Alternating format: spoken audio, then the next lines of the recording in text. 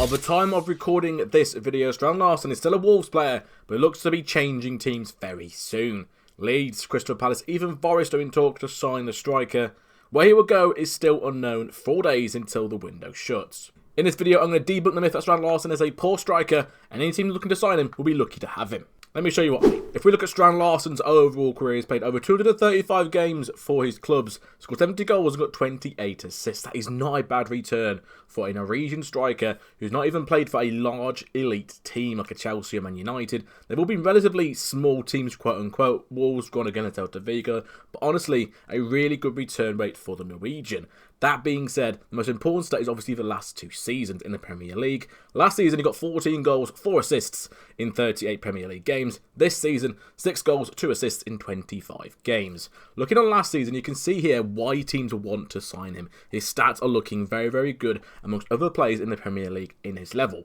I must reiterate, finding strikers nowadays is very hard to do so. £50 million is a lot of money, I completely agree. That being said, it's the going rate for Premier League striker nowadays. Richarlison 60 million, Solanke 60 million, Sesko 80 million. The players just keep on going up in prices, and Strand Larsen, £45 million would be an absolute steal. I promise you, in 18 months' time, he'll be wishing they signed him before other clubs got the chance.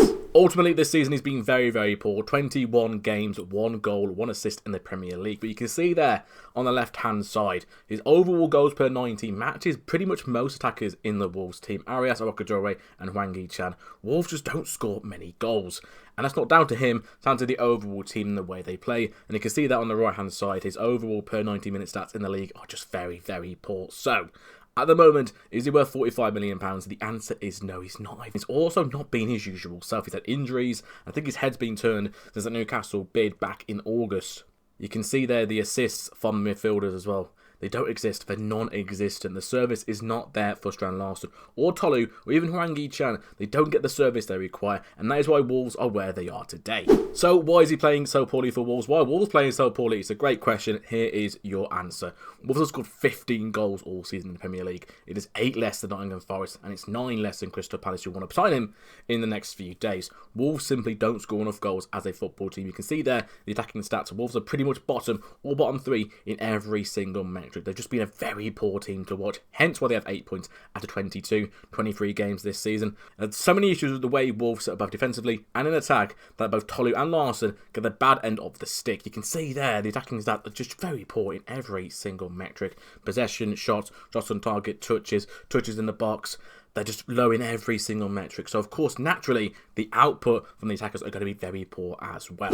Another point I'm really keen to show you guys is the assists and the service that he got last season from the likes of Cunha, Aït-Nouri, Bellegarde, Guedes and Sarabia. You can see there the goals and assists on the left-hand side from last season. Cunha no longer here. Aït-Nouri no longer here. Bellegarde has been injured most of this season. Guedes no longer here, and Sarabia no longer here as well. So naturally, you're going to get less service because those players have all gone to other clubs. And if we move on to this season, albeit the season is not over yet, but you can see the stats are just so far off.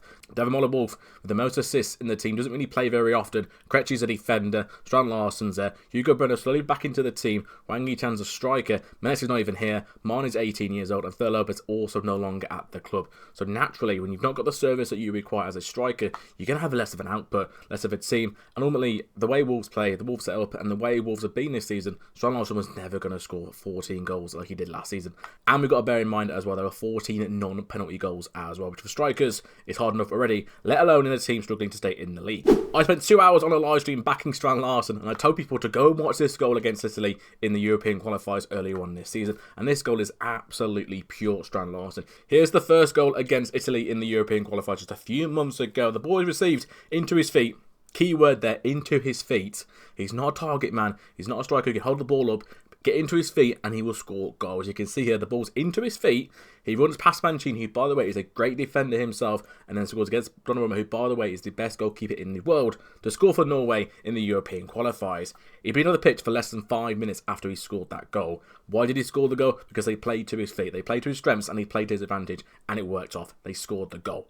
I want to show you guys another highlight, once again playing into his feet. This one a few weeks ago against Everton. Once again, the defender passes it into his feet. Larsen comes deep. He then turns and then passes to Mane, who manages to score the equaliser for Wolves. But once again, it's been played to his feet. It's not lumped to him. He's not lumped to him. He's not got no service around it for 35 yards out. It's played into his feet. He then turns and then Mane gets the equaliser. And that's so important, because otherwise, with the way Wolves have played this season, the likelihood is they always lump it forward to their strikers, Tolu Oakadore, and of course Strand Larsen, and they have no service around them, nobody near them, so they lose the ball, and fans start sighing and frustrating because naturally they're going to lose the ball. And this goal, by the way, is a prime example of Wolves playing to his strengths. The ball comes in deep, he turns and passes to Mane, and he has Oakadore on the right hand side as well, right? Because he comes deep, he then drags the defender out, and he has Mane and Oakadore to pass into behind the defensive line.